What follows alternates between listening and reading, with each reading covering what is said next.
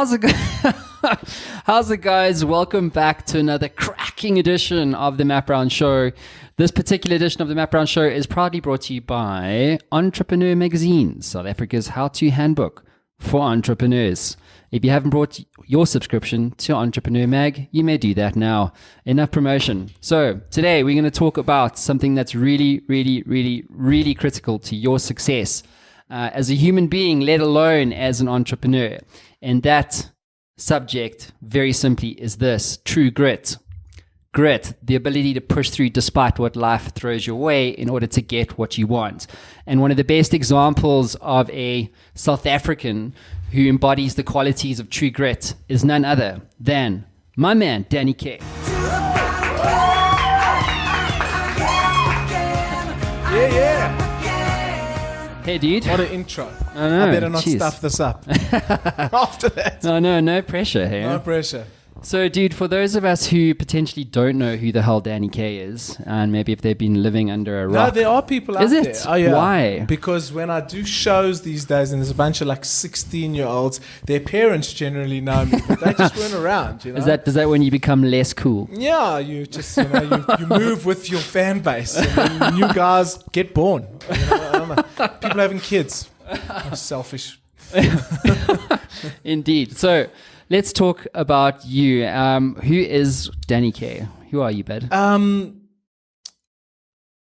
A difficult question because, I try and do a lot of things, and I think a lot of people actually don't know some of the things that I do, especially these days. So the biggest question I get asked when I'm walking around Johannesburg is, when are you bringing out new music? And I'm like, well, soon, but I've been doing other things for, the past, I guess, 4 or 5 years when I've been less kind of in my day job, which was music. But simply put, I am, I guess, a father, a husband, probably 1 and 2. My wife's watching this, so if I don't say those 2 first, probably going to get in shit. A husband, father, businessman, entrepreneur, musician, songwriter, producer, and also the very proud co-founder of a wonderful NGO called Shout for a Safer South Africa, which is really kind of my passion project. Yeah. I was going to say, where's philanthropist in that story? Philanthropist is a bit of a narcissistic word. Really? Do you think so? I think so. To call yourself a philanthropist is a bit like blowing smoke up your own arse. So I don't love the word. But I'm a co-founder of something that tries to do some good. It's been 10 years now that Shout's been around since our first song came out, and we've done some good stuff. Cool, but just if you can keep the mic by your chin. Sorry. So Should know how to work one of these things. Yeah, I know right? by now. You would think, Singing yeah. for 20 years. You know what it is? It's the elbow. You got it upside down. Really? I could have sworn.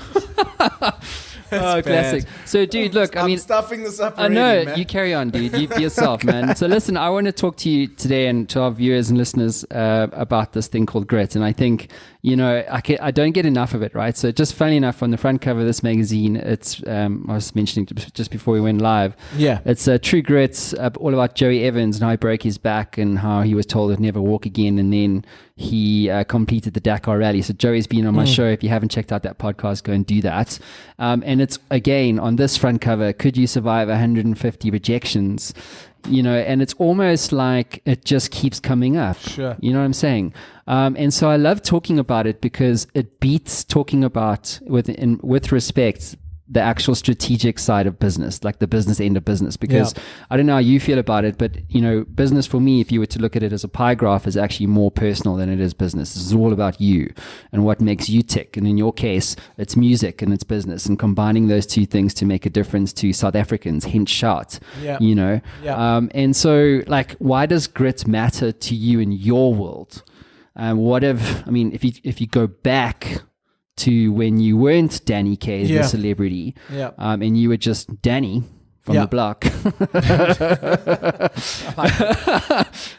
Danny from the block, wanting to aspire to be someone of noteworthy importance and value. Like, when you go cast your mind back there, like, what was the vision at the time?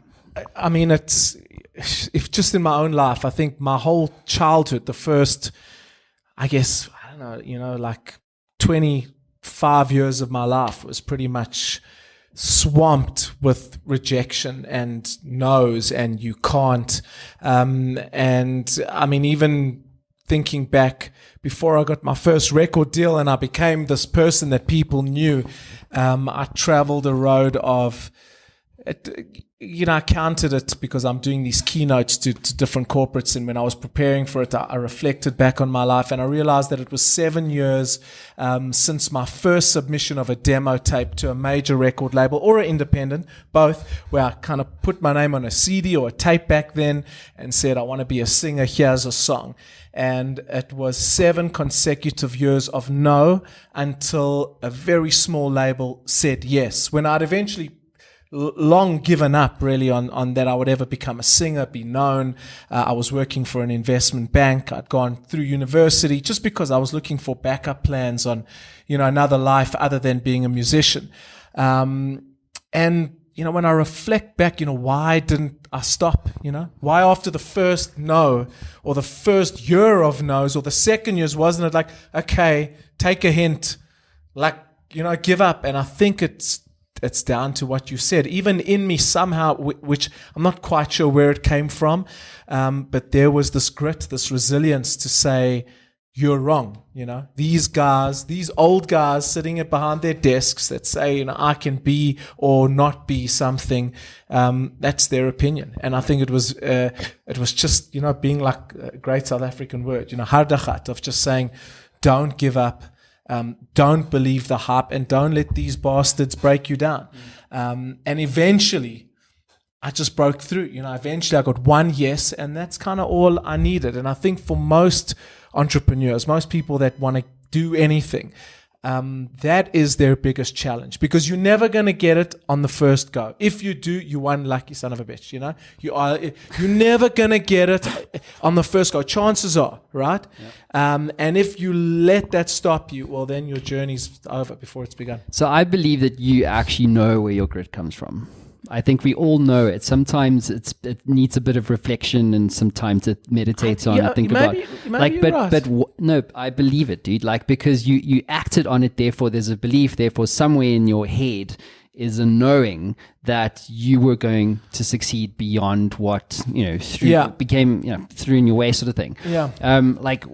Where did it come from? If you really were to hazard a guess, where does your personal grit come from? Well, look, I think I watched my father, and my father came from no money. He was born really poor. He sold, floor polish door to door. I used to go on the road with him, and I used to, watch him really try to provide a better life for us. And I saw him fight his way through, and eventually, he became an entrepreneur, and he had a successful business, and I was watching these things, and maybe even then, thinking about it now, really for the first time, I probably saw his struggle and persistence and not giving up, and I was maybe taught to believe, believe in your dreams, believe in oneself, and also believe that there could be something bigger out there than what's in front of you right now.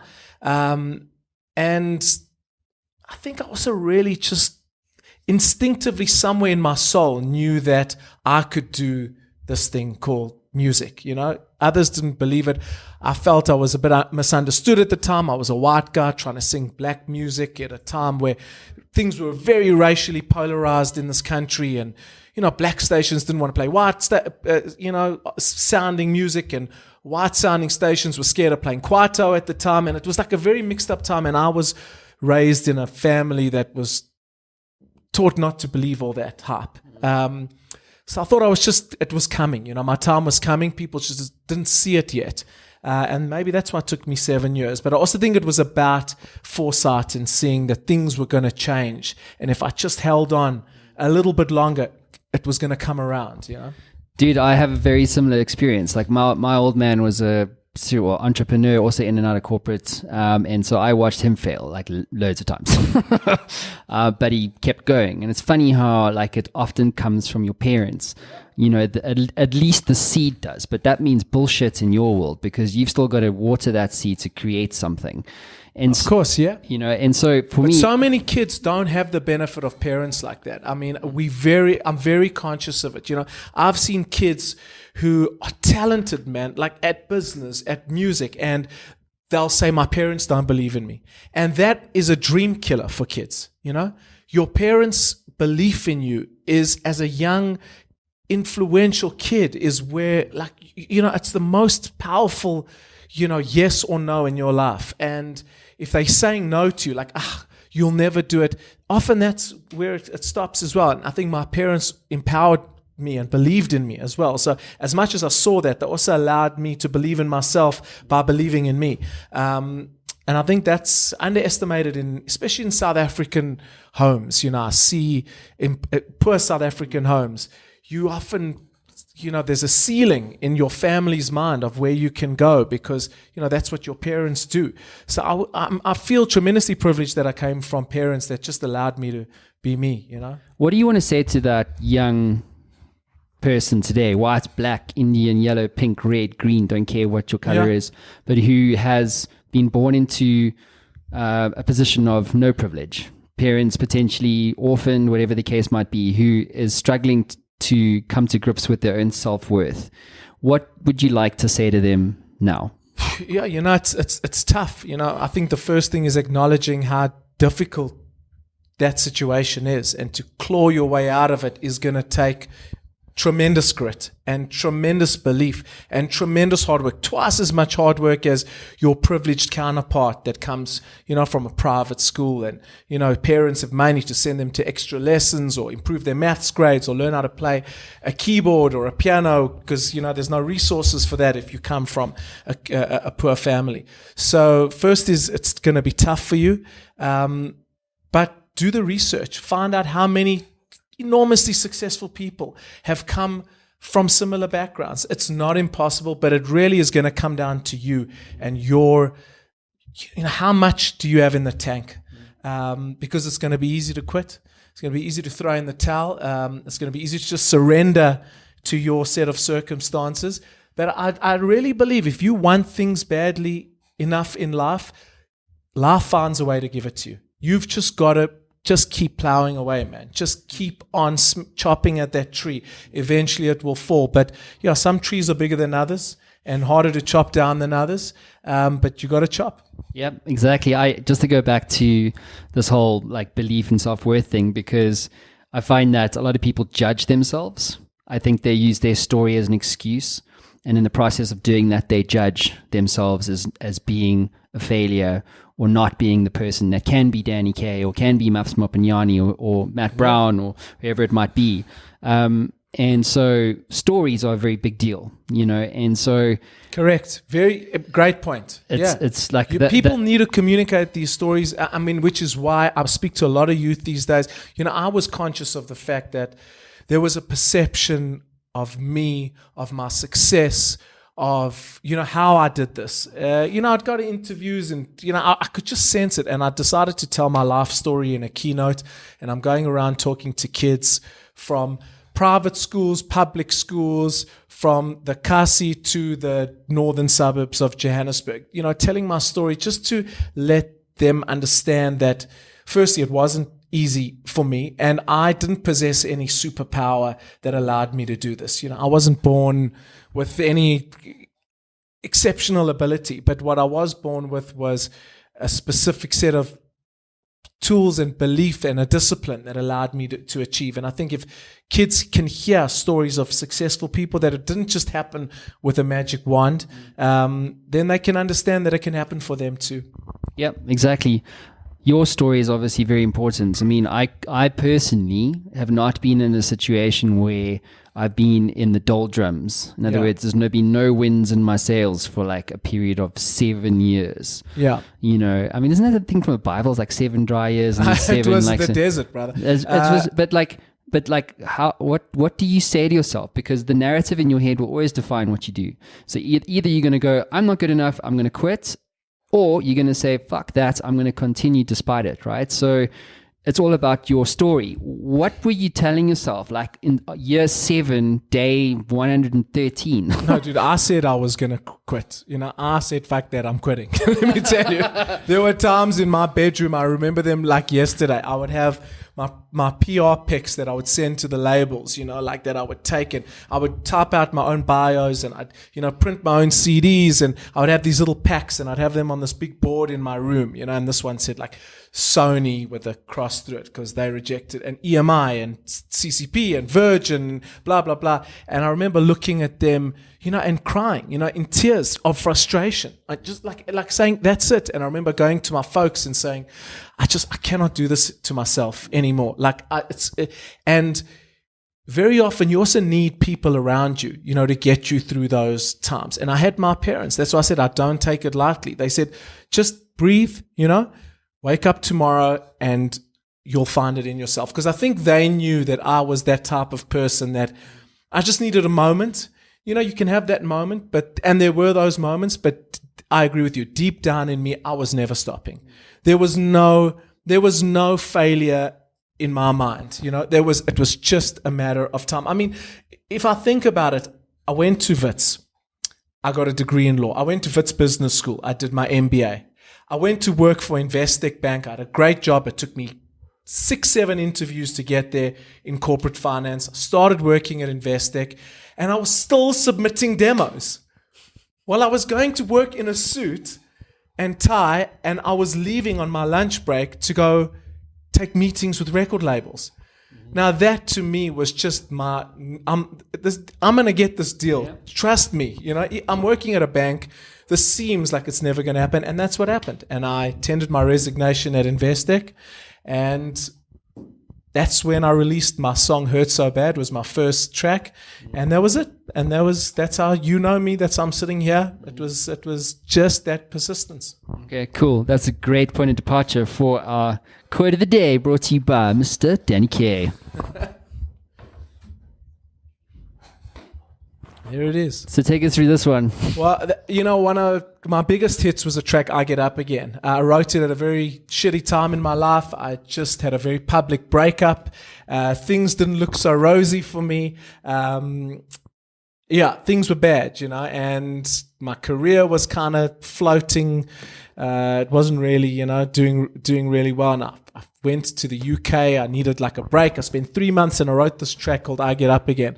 And the chorus was knocked to the bottom, but I get up again. And it became kind of like my therapy, my anthem. And I think it's what I always really believed. I just hadn't written that song yet. That I needed something, again, really crappy to go on in my life for me to write that song. And it's the name of my keynote now. And it's just the story. It's the theme of my life, just getting kicked in the nuts and standing back up. It's just true, That's what life does to you. Hey, tell me someone that doesn't happen to. No, the thing is, people seem to think that life's fucking full of roses and like cupcakes. Do you know what I'm saying? It's like, it's actually about pain and how you, or at least I'm not talking for anyone else other than myself here, but for me, life is largely about pain. If you're single, you're going through a particular type of pain. If you're unemployed, you're going through also a particular type of pain. If you're rich and you're a billionaire, you are going through a particular type of pain. Everyone always has pain. And it's about how you perceive that pain and what you do with it internally to then either make choices, right? Because choices are your ultimate power. Rejection is part of that narrative, right? Yeah. What advice do you have for the youngins or just people dealing with pain right now, when it comes to rejection of one's value, self-worth? You mentioned your breakup, relationships, rejection in business. What's your words of wisdom there?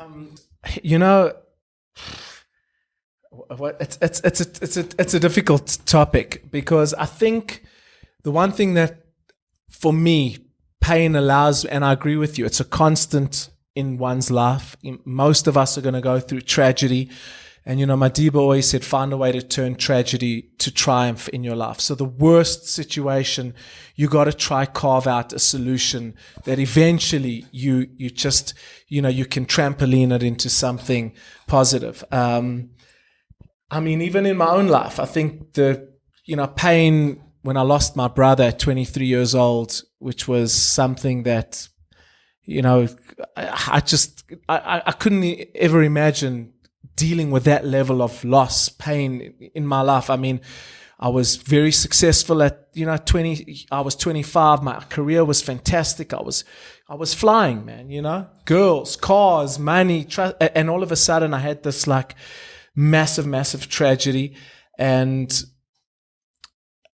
it's still something that I deal with, but I think the pain of that allows me to enjoy the happiness that I do get during those good times. So, you got to realize that life can be so tough, but it can also be amazing. And when it is amazing, you've really got to enjoy, for me, those moments. Now, my kids, I'm so conscious because I've had such pain of how wonderful those small moments in life can be. And you can take them for granted. You always think, my life could be better. Things could be better. I could have more money. I could have a better job. But there's certain small happinesses in life that for me are just what I try and focus on, rather than I wish I could have. I wish I could be doing better. I mean, we all could, we all could be doing better, having more money, living better lives. But things could also be worse. So I think you got to take a sober look at both. Dude, so sorry to hear about your brother. Obviously, the guys are doing research. We research all of our guests and stuff, and it came out. So yeah, it's a big thing in my life, dude. Yeah, but it's something that you never really get over, I don't think. And so I'd love to ask you though, if you're willing, is what did that experience teach you about yourself? Because at the time, as you said, you were rock star, right? Yeah. You had everything. And then you lost something that was effectively one of your like rocks, what you based a lot of your MO on. Yeah. And suddenly that was pulled away from you prior to when it needed to be. So what did that experience teach you about yourself, and what new choices did you make? For instance, did it lead to shout? Like, where did anything happen or transpire? When Jaron died, there were photographers at his funeral. All of a sudden, I really felt the downside of fame. This was it was the worst day of my life. And all of a sudden there were like crews of camera guys, and I was like a wreck. And now these guys were filming me. I tried to get them through. It was just like, it was a mind blow to me, that. And, it made me first think that this fame thing is maybe not so fantastic. And the second thing that made me realize is just how vulnerable life is, how fragile it is. I mean, I really thought I was invincible for the longest time. Like I say, I had a terrific career. Things had largely gone right in my life, apart from, I'd put in that rejection behind me. It wasn't a feature for me anymore, but all of a sudden I just got shattered. And it taught me, I guess, that life is a gift, of time, and you just got to really, make the gift count. Just all the time you get given here. If you would have told me I would have lost my brother at 23 years old when we were growing up together, he was my best friend, my business partner, he managed my career at the time, I would have told you never. But all of a sudden, one day he was here, the next day he was gone. And I think it also taught me that pain isn't a reason always to quit things, It can also be an opportunity to make you stronger. So the terrible pain that I felt from his death, I really harnessed into very powerful rocket fuel for the things that I wanted to do, largely in his memory, So I wanted to continue to be successful, and I called my company J23, which was for his name, Jaron, and 23 for how old he was when he passed away. I called my album J23. It was, the first album that really got me any significant awards and stuff in the industry. I started Shout also, largely I think because he was a very charitable guy, and I wanted to do something in his memory. So all these things were fueled by him. So I think I used that pain, as I said, as an opportunity to make my life better, other people's life better. And that's all I really could do. What do you do? Yeah. It's a difficult one. What do you do? Yeah, I'm kind of like... where to go. Yeah, it's a tough one. But listen, I'm not the first person it's happened to, and I won't be the last. These things happen in life, and as you say, life can suck. But that could have been the end of me. But if anything, I'm offering you proof that even the biggest tragedy in your life doesn't have to be the end of you. It doesn't have to be. So I was interviewing Gil Ovid. I don't know if you know Gil. Very well. Yeah. So Gil was one of the sharks in Shark Tank, obviously a highly successful entrepreneur. And I was interviewing him and yeah, it was amazing. And Romeo Kamalo, former CEO of Vodacom and current CEO of Washrica Holdings. And we're talking about these breakdowns that happen to you, like as a human being, and Gil piped up and he was like, Matt, let me tell you something about like these things that happen to you that are out of your control. He said, your breakdowns will always become your breakthroughs. And I found that to be like like you can bank on that shit all day long because it is true. If you think about it, it doesn't feel like it at the time. Like I founded 9 companies, 6 of those failed, right? And I can tell you when it feels like you've lost a shirt off your back, you've lost your spiritual direction, like the worst possible low that I've ever experienced in my life. And at that time, you don't feel like you're going to break through ever. And what you do as an entrepreneur, and I'm not I'm just an example of hundreds of thousands, millions of men and women around the world.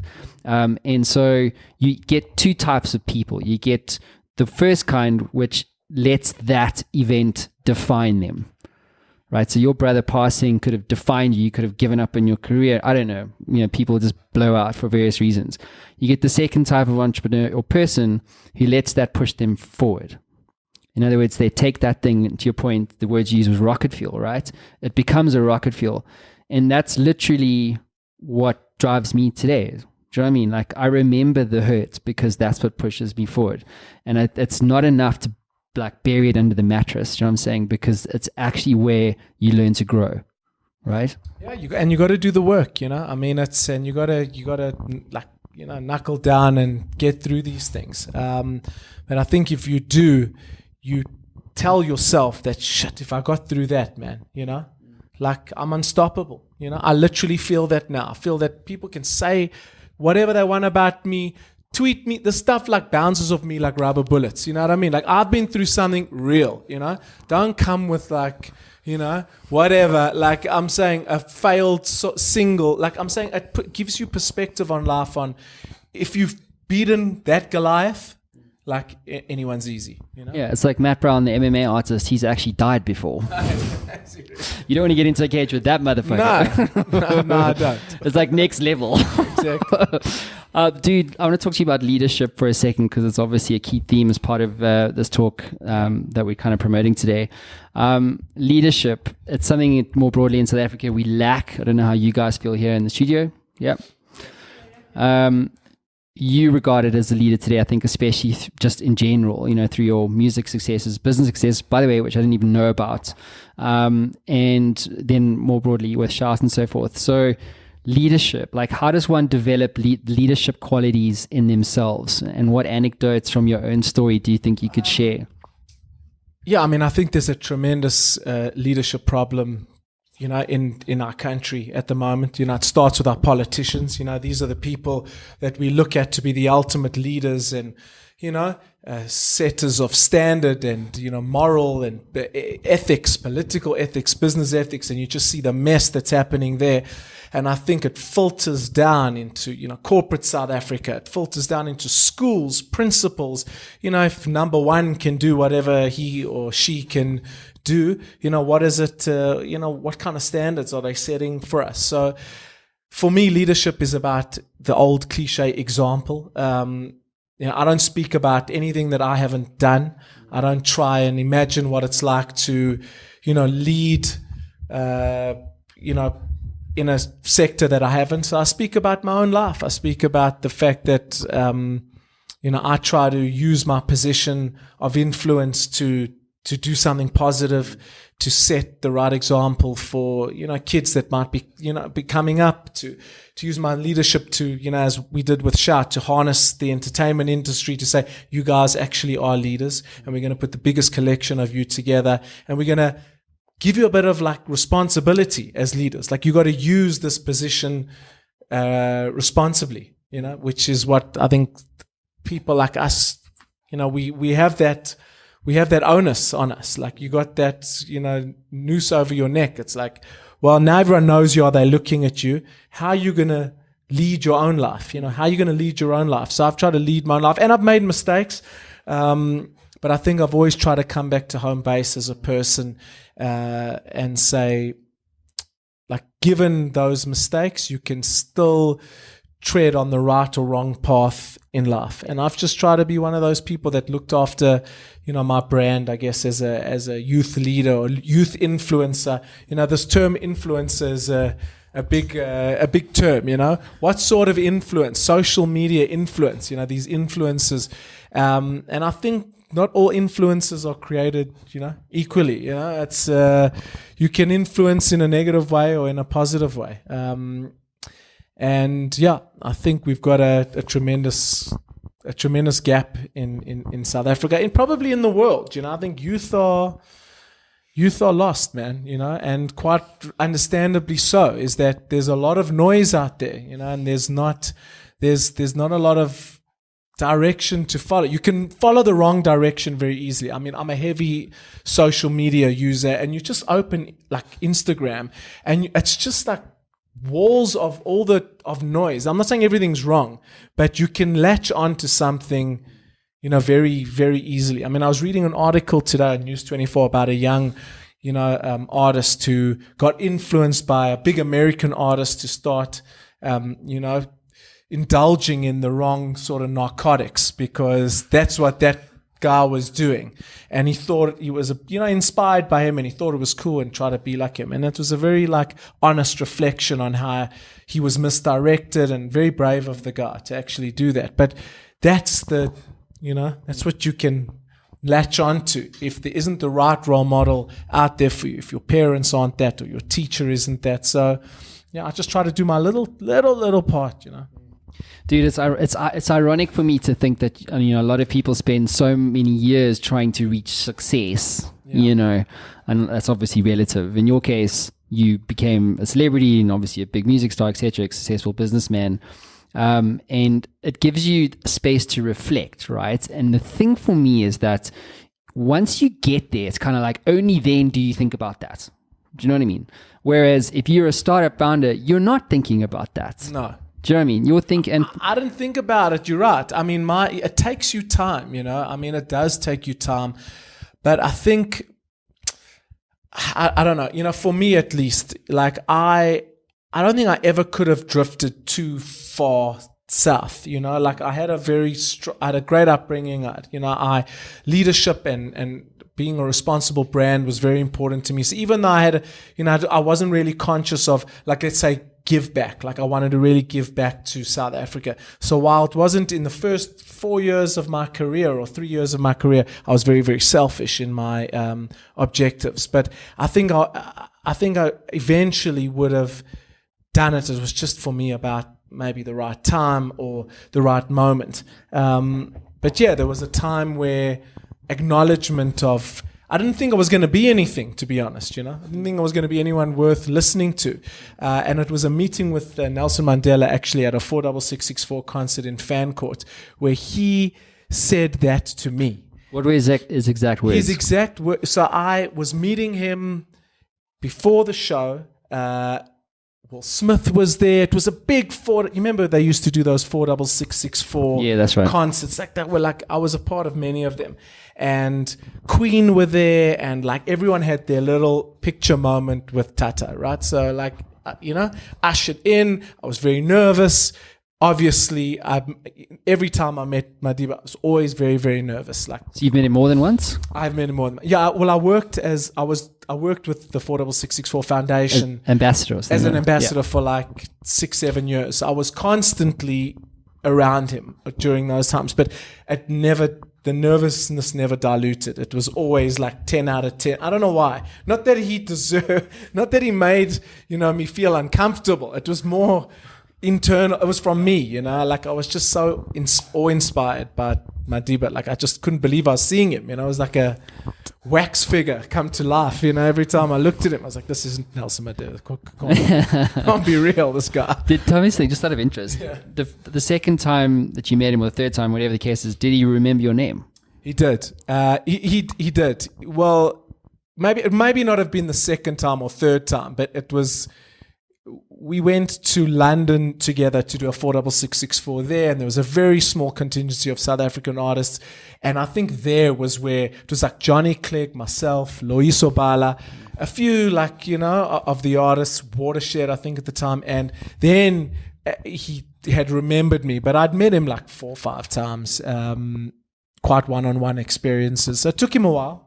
It's funny it for did me. take him a while. Yeah, well, look, fair enough. I mean, how old was he at the time? You know No, what he I was mean? still. And he how was many still young. people does he meet? Was he still young? How old was he then? Young. Yeah, Young. exactly. He was in his 80s. You know, he was like in his maybe he was in his.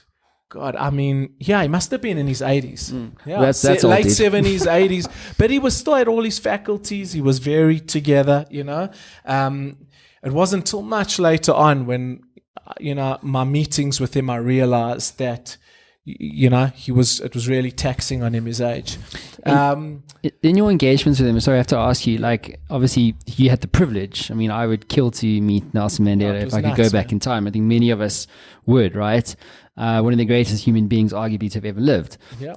And so you had the privilege of like shaking the man's hand, and not on more than one occasion. So in all those engagements and interactions, was there something that jumped for you, something, a word of wisdom? This is what I'm going to tell you. So Yeah. this is when I met him at Fan Court, and it was like, you know, one of the earlier meetings, and he started realizing that, you know, I was kind of like this artist that these kids were like, you know, screaming for at the shows, and, you know, like he was like, okay, you know, like I must ask this, so I must tell this guy something. Like, this is obviously what I must tell this guy something. So he sat me down, and I was about to launch into, you know, blah, Tata, thank you so much for the honor of you. And he said, you know, Daneke, you know, whatever. Like, you know, he always used to call you by your full name, you know. And he said to me, like, what are you doing for this country that has given you so much or done so much for you? That was kind of the theme of what he was saying to me. You know, this was pre-shout, this was pre-anything. This was just me in my rock star phase. And he asked me this question. And that to me was like, what did you say? Like, there was like I get shivers thinking about it, because I had nothing to say. I didn't have an answer for him, you know. And honestly, hand on heart, I didn't say I'm doing this, that. I was like singing on the 46664 shows. It was a very early relationship. I mean, I was just doing it because like I was on stage with Will Smith, you know. Like I was like, to be honest, you know, I wasn't like, you know, that into philanthropy or anything. And the question sat very awkwardly with me for a long time, very early, you know. And about a year and a half later, Lucky Dube was murdered in a hijacking. And that to me was the catalyst to starting Shout. Because Lucky Dube was the first artist I'd ever seen live in concert. I was 7 or 8 years old. My dad took us down to the Standard Bank Arena. Myself, my brother, my father. I think we're the only 3 white guys in the room. Seriously, you know, it was kind of my parent. My father was. He was like, "Stuff this. You're going to watch Lucky Dube," and he was one of my heroes. Always was growing up, because it was like the first guy I saw on stage. You know. This big Rasta guy singing, you know, struggle apartheid songs. And I was like, damn, this guy just got killed for his car. And I was like, what kind of world are we living in? Watching CNN, you know, watching South African icon murdered. I felt so embarrassed to be a South African that day. I like wanted to hide under my bed. And I phoned Kabelo, Mabalane, and I said, we got to do something. And that's how Shout was born, you know. That was like 12 years ago. what's Shout's sort of highest purpose? What's it trying to do? At the moment, we are just about giving kids an alternate future, an alternate reality, you know. So we started as a crime fighting organization. We looked at crime. Lucky's death promoted that line of thinking. And then we realized, you know, we're probably not going to get the hijacker or the guy sitting in Paulsmoor prison for life to really turn himself around. Like, that guy might be lost, but there's a generation of kids sitting in, you know, bad schools or with bad mentors or, parents that are non-existent, for whatever reason. And we got to try and give these kids a chance, because this could be either the next Nelson Mandela or the next guy who murders Lucky Dube, where's he going to go? Most of them have got that option, they just need a little bit of guidance and steering along the way. So we build libraries in primary schools, specifically at that age. Yeah, we've donated about 36 million rands worth of libraries across the country. Clap that up. Clap that up. Thank you. We've built about 13 libraries. We'll build many more. We're just getting going, and that's our purpose. So Oprah Winfrey's done some amazing work with her institution here in South Africa and just around the world. Crazy. In general. Yeah. You've actually sang on the Oprah Winfrey Show. I have sang on the Oprah Winfrey Show. So you've met Nelson Mandela, you've met Oprah Winfrey. I'm name dropping today. Dude. No, but I mean, it's not every day. Like it, right? I'm sorry, Matt, when was the last time you met someone who met those kind of people? They're like household names around the world, dude. So like Oprah Winfrey, I mean, what was your first meeting with her like? Okay, so it's a crazy story. I was invited on a local tour around the country with Ladysmith Black Mambazo. So they famously did Graceland with Paul Simon. How does it go? Sing it for me. Homeless, moonlight sleeping on a midnight lake. Anyway, that was one of the songs. Or Diamonds on the Soles of His Shoes. All these great classics. So I was kind of the white Paul Simon at the time. This white guy with like this, complicated musical, love, black music, white music, just loved everything. I was working with Mendoza at the time, and Ladysmith Black Mambazo invited me to play Paul Simon on like this big road show, around South Africa. And I couldn't say yes fast enough. Huge fans of theirs. And we toured South Africa, and our last show was for Madiba's Christmas party outside his home in the Transkei in Kunu, right? So, like, imagine Madiba's house there, the hills of the Transkei, and Madiba would get, no lie, 50, 60,000 children to his house on Christmas Day, and he would give them all a gift. And very often, for many years, and I landed up doing this Christmas thing for many years afterwards, Madiba would stand for 7-8 hours with an umbrella and, in the dusty, like felt outside of his house, and he would give every kid a gift. And some kids would walk 7-8 hours. I swear, I lie, you would drive, because we stayed like by the airport, and it would be about an hour drive, and you would drive and you would see families walking on the way back, on the way there, to just get a gift and meet Madiba. So he was very conscious of it. He stood there for hours giving each kid a gift and wishing that kid Merry Christmas. So the story was, we went there to sing at this party, and lo and behold, Oprah had been invited by Madiba. He said, "You must come see what we do for Christmas." So I rock up there, and Oprah Winfrey had her hair braided. I didn't recognize it was her, because Oprah doesn't really braid her hair, right? She doesn't braid her hair. Like, I've never seen Oprah with braids, but she was getting in the vibe, She was in trance, she was in Kunu, she was going to braid her hair. She had like a big African dress on, and my God, I was like, holy shit, this is Oprah Winfrey's going to watch us sing. And she stood on the side of the stage and watched us sing Homeless, Diamonds on the Soles of Her Shoes, and she came on stage and started singing and dancing with us. And about 2 months later, she was having her 50th birthday show, and she said, "Get Danny Kaye and those guys from South Africa." We were like, and we went, and we were the first South Africans ever invited on Oprah for her 50th birthday. Stevie Wonder was there, Josh Groban was there. Woo! Listen, and I grew up idolizing two guys, Michael Jackson and Stevie Wonder. Stevie Wonder sang after me on Oprah. It was like a pinch me moment.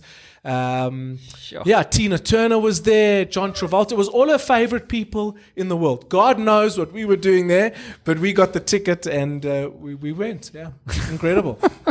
Incredible. Amazing. So, I mean, what was she like, though? I mean, Dude, everything you would imagine. You know, they say don't meet your heroes. You know, the famous saying, like, don't meet your heroes, they're going to disappoint you.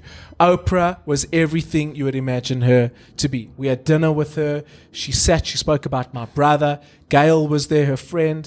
Gail's father had just died. We had this very deep conversation about death. And it was just like it was insane. It was really, really insane. What does Oprah think about death? I mean, can you recount that conversation? I can't really, but I just remember her being, you know, as you would imagine Oprah to be, tremendously empathetic, like caring, you know, made you feel, you know, like this huge icon was human, you know, and I think that's really like what most impresses you about famous big people. Humble. Yeah, humble.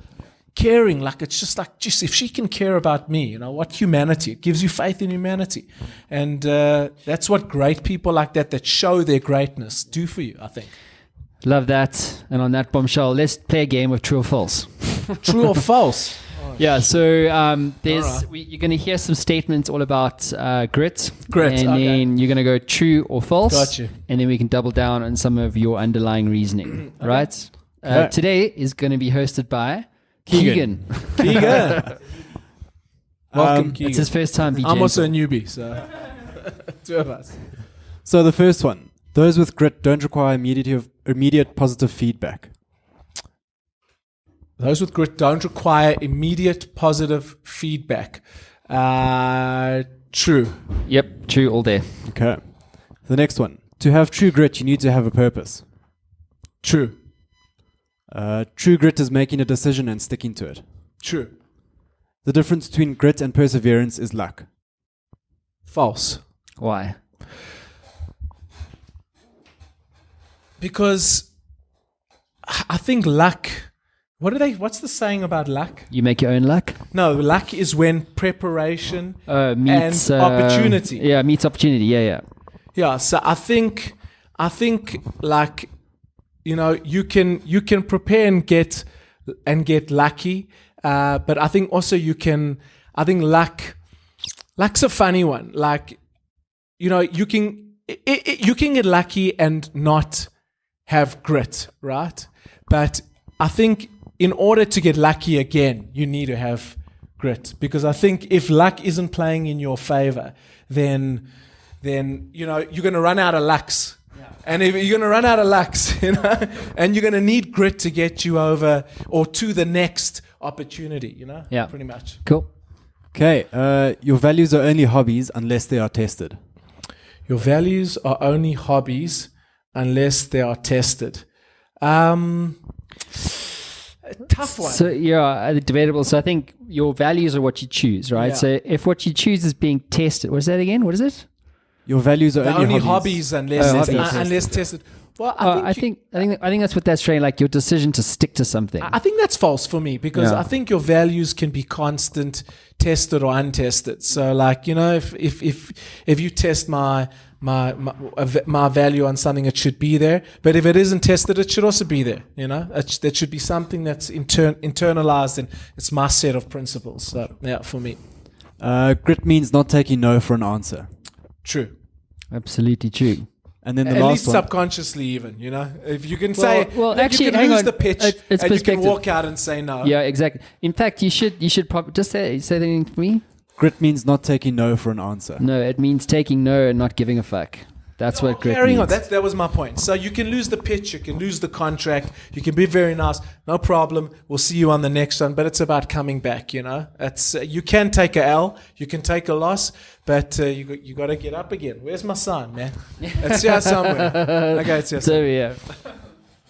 Cool. And then the last one, grit is what separates aimless lives from fruitful lives. Well, I think grit is one of the components in that, for sure. You know, I think you definitely need that, but I think it comes along with a set of ingredients. But I think you're going to need it to have a successful life. So it absolutely has to be there. Thank you, and that concludes your time on True or False. Well done, dude. Thank you. Cool. So I think it was tough. It was tough, dude. It was deep. Well done, Keegan. There's some good statements there. Okay, cool. Let's play a game of the Injustice League. Alrighty. So this is the fun part of the show. Is that what this is for? Yeah, that's why bats are in the studio, I'm afraid. But let's set this thing up, right? So this edition of the Injustice League is proudly brought to you by Entrepreneur Magazine. Oh, that's You're going to pretty smash sweet. Entrepreneur Magazine? No, not today. Shame. No, Okay. we're kind on brands. But what is your injustice that you see in the world? What is my injustice that I see in the world? Listen, there are a lot. There's a lot of injustices I see in the world. But I think I got to think of something cool, man, because, like I can't come up with something like, the dolphins don't have enough, because there is that problem too, But I think that they're just pricks out there that want to hurt good people, and they're bullies that want to, lean on the little guy. And I think I'm going to use this to fight back for the little guy today. Amen. Preach. So Mav's going to bring up, and it is in the context of your quote, which is "Get up again." And so, in the context of "Get up again," we've got you a bunch of coffee. Okay. from a brand you shall remain nameless. Yeah, exactly. I'm glad I'm not Jay something, because he's sponsored by Nespresso. That's okay. Yeah, so what am I doing with this, man? Dude, you're just going to take that frustration out on behalf of I everyone. break Mac laptops. Yeah. So is it like a downward? It's a downward. It's a downward thing. I'm just gonna get out the way here. Okay. Wait. Okay, go. Boom! That is fucked. That's the best I could do. That is well done. Was there something that was supposed to explode in there? or something? No, exactly. A milk bottle died today on the Matt Okay. Brown Show. There you go. Oh, dude, I love it. So, It's about 3,000 rand worth of coffee pots. Gavin's on YouTube. He says, What up, Gavin? what up, My Gavin? dad's What's up, name's Gavin. dude? It might be my dad. Does Gavin... We were speaking about him. It could Hi, be. Danny's dad. Hi, Danny's dad. Yeah. Gavin, if you want to ask your question to the infamous Danny K, now would be a very good time to do that. Yes, it is my father. Is it your It dad? You fucking kidding me? It is. Really? It is. It is. Is it really your Yeah, dad? it's Hang on, Gavin let me Koppel. see that. There he is. Look. So my surname's Koppel, right? Danny Oh, it K, Danny is K. too, Yes. dude. Gavin, so let's talk about your dad while he's here. I told you he was a supporter. There's the evidence. What was the greatest lesson your father ever taught you? Keep in I mind think he is watching you. Yeah, right now. I think just leading by example, and I think just firstly his life leading by example and showing me that you can, as I mentioned earlier, elevate yourself out of your current circumstances, regardless of how little you have. And I think the second big thing for me was his belief in me.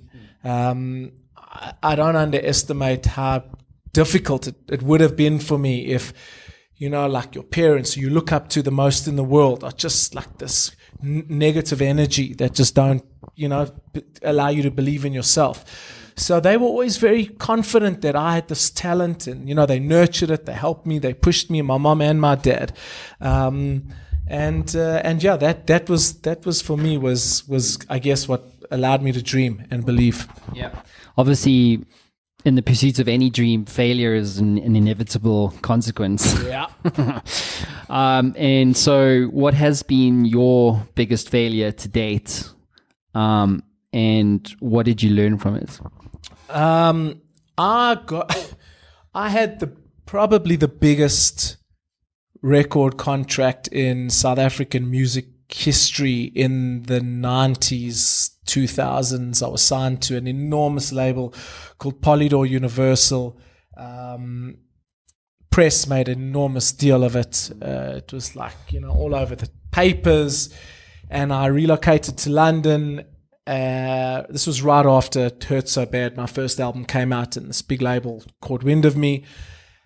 And I went over to London, and I was there for about a year recording with, like, you name it, man, like the biggest producers, the biggest songwriters. They were really teeing me up to... Craig David was really big at the time, and they saw me as kind of the white equivalent pop version of Craig You David. serious? Yeah, because I was doing R&B music, and Craig was doing... You know, if you think back to 7 Days and Fill Me In and those early songs of his, I remember that. You know, it was very much kind of like the stuff I was doing, or they saw I could do, and they were crafting a body of work around that.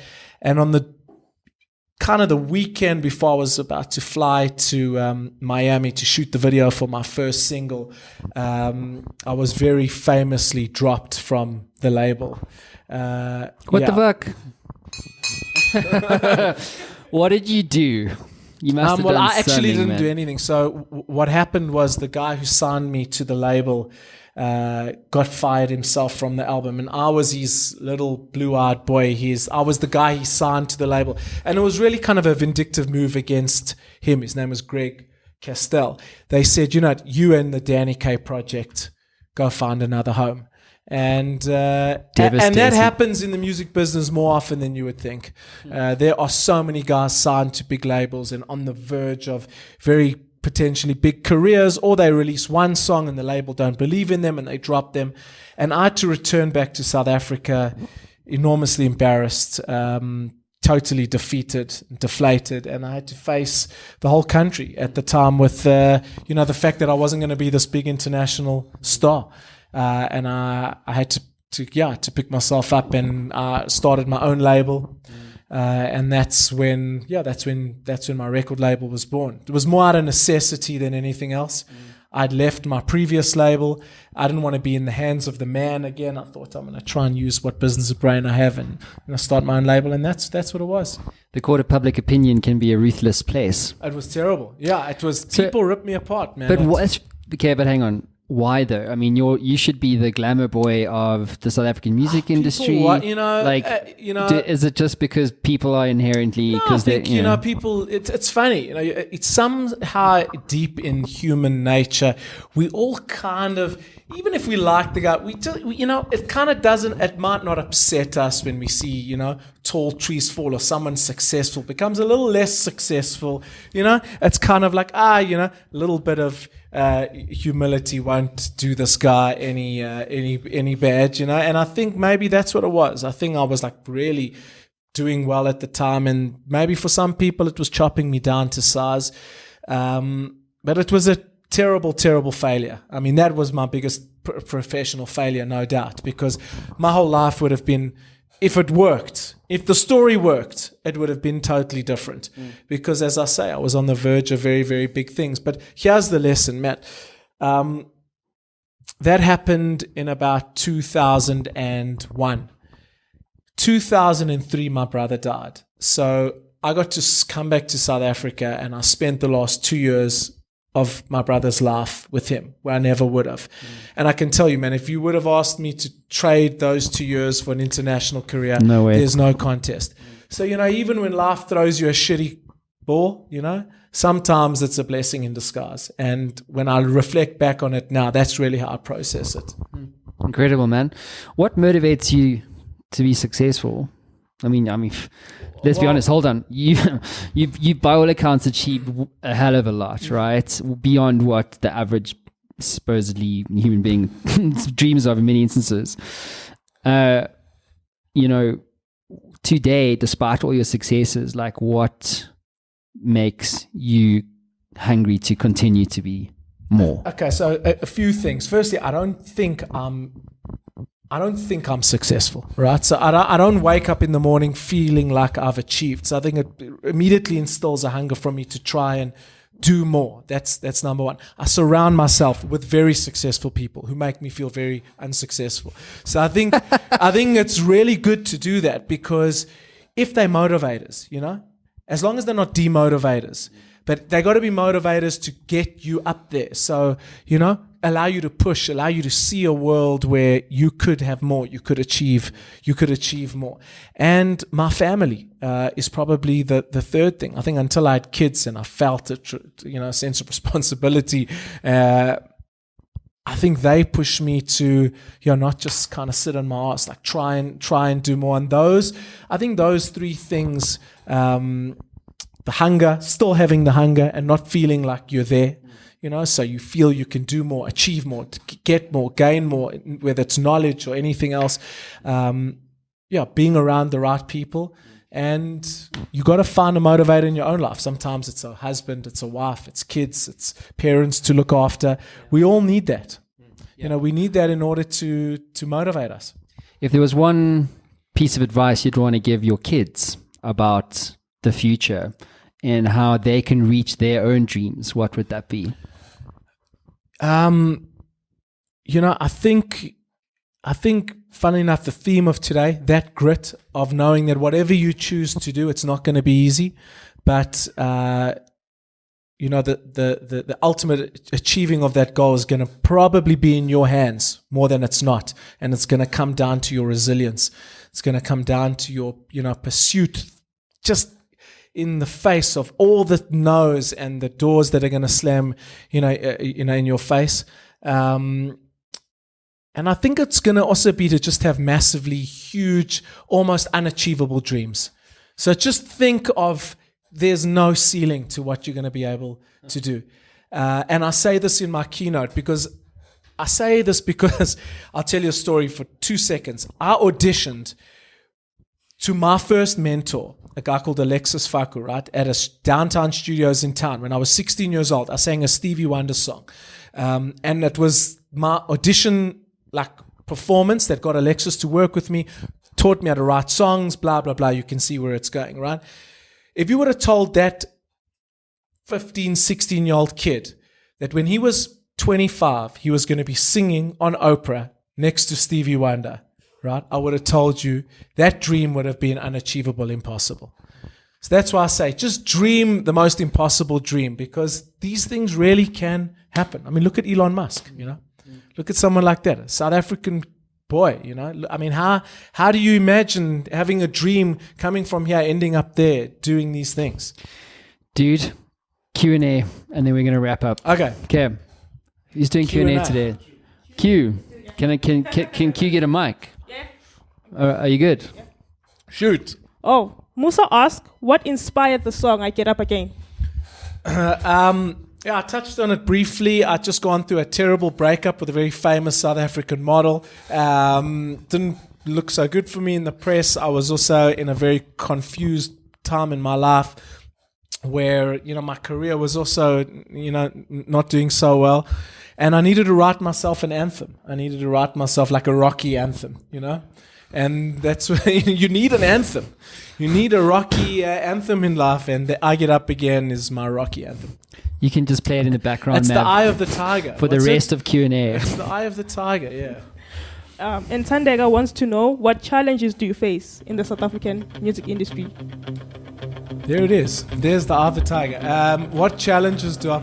Listening to this, I'll say no challenges. But yeah, the challenges are technology. Technology is kind of a big problem in the music business now, because if you're not moving with streaming and understanding streaming and, the new revenue models in music, you can really not do very well. Yeah. Okay, and Wendy wants to know what's on the pipeline with music. New music coming for December, which I'm really excited about. Going to be my first kind of release music video in probably about almost 3 years. So it's kind of my big Rocky comeback. Here you go. It's fighting Ivan Drago. Who did he fight? Ivan Drago, yeah. And this is going to be a big Russian steroided freak for me to try and knock out, because I've been away a long time. And I'm in for a fight. The thing is, don't think it's easy. It's actually harder being around for as long as I've been around. The stations have kind of heard me. I've released a lot of music, so you almost have got to deliver something so good that they say, okay, welcome back. Because, you've been in the club for a while, and there's all these new people in the club, and now you're trying to get in the club, and they're like, hey, you're an older guy, we don't want you in the club anymore. It's like, I want to be in the club, I want to go to the club. So I'm trying to get back in the club.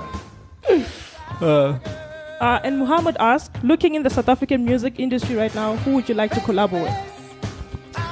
Wow. Matt Brown.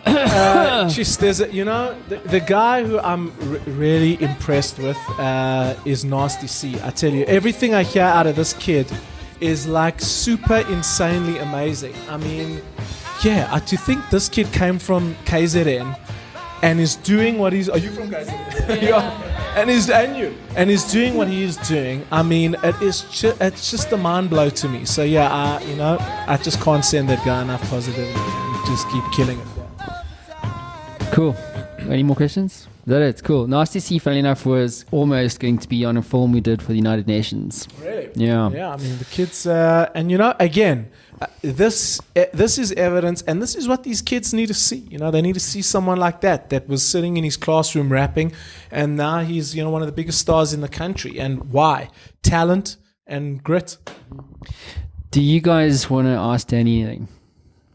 Just because he is here. Yeah, go Q. Of course. Besides music, what can you expect from you?